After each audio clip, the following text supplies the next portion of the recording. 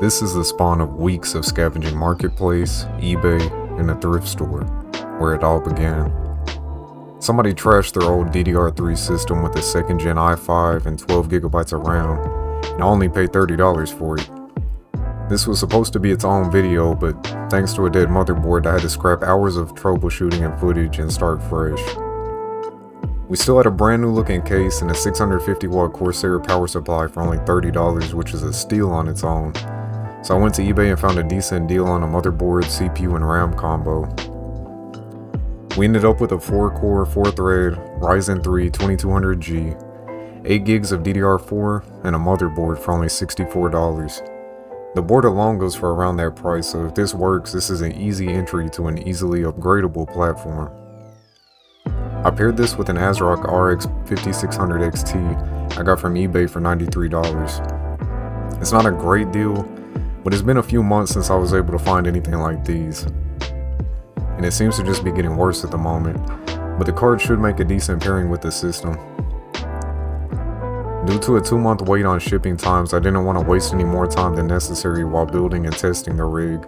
So instead of showing how poorly 8 gigs of RAM performs in modern games, we went ahead and made the jump to 16 gigs thanks to a great deal on Marketplace.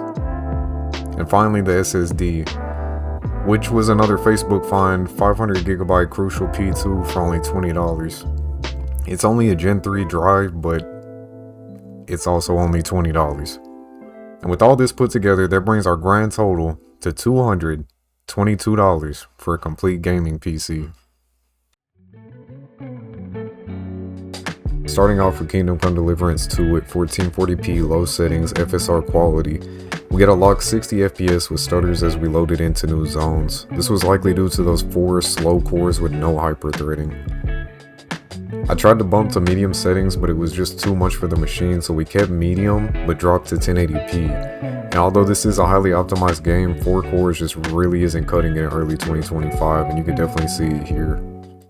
While I went into this with high hopes for Kingdom Come Deliverance 2, Stalker 2 was far worse than I could have ever imagined. I started up the game, left it loading while I ate and showered, and after nearly an hour of loading shaders on launch, the game wasn't even halfway done loading. I didn't have another 3 hours to wait on the game to do its initial load, then all the loads after, so Stalker 2 just wasn't even possible on this rig. We hopped in Battlefield 2042 at 1080p low settings, and while we could get decent frame rates at times, combat was terrible.